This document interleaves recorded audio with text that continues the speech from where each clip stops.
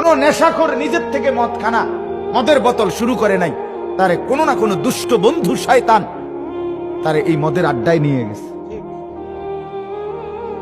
নারীর ফাঁদে ফেলে দিছে, সস্তা প্রেমের ফাঁদে ফেলে দিছে।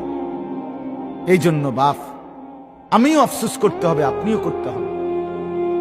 জওয়ান বুড়ো প্রত্যেকে মন্দ সঙ্গী, অসৎ সঙ্গী, যে তোমারে নষ্ট করে দিছে, যে তোমারে চরিত্রহীন বানিয়ে দিছে, তার কথা মনে পড়বে আর তখন আফসোস করবে, হায় যদি তাকে বন্ধু না বানাইতো।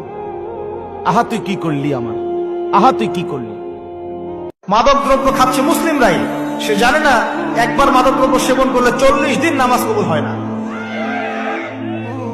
কেউ যদি মাদক দ্রব্য সেবন করে এবং এই অবস্থায় সে মৃত্যুবরণ করে, রাসূলুল্লাহ সাল্লাল্লাহু আলাইহি ওয়াসাল্লাম বলেছেন তাকে আল্লাহ পাক তিনাতুল খাবাল পান করাবে। সাহাবীরা জিজ্ঞাসা করছেন তিনাতুল খাবাল কি ইয়া রাসূলুল্লাহ?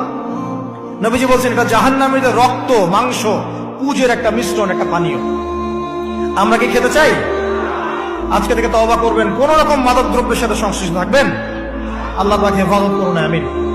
সিগারেট খুর মনে করে গাঁজাখোরের চাইতে ভালো, গাঁজাখোর মনে করে মদখোরের চাইতে ভালো, মদখোর মনে করে হিরোইন চাইতে ভালো, হিরোইন খোর মনে করে টিকটিকির লেজ খাওয়ার চাইতে ভালো।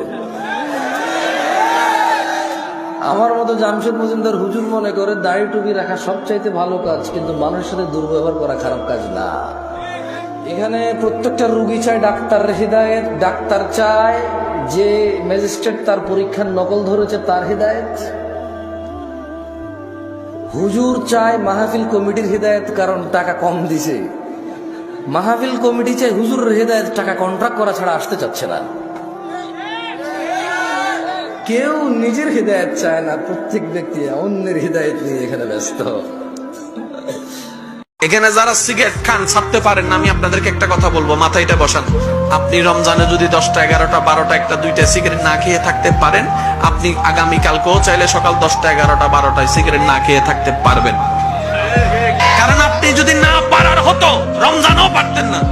আপনি যেহেতু রমজানে পেরে দেখিয়েছেন, একটু চেষ্টা করলে আপনি 11 মাসও পারবেন।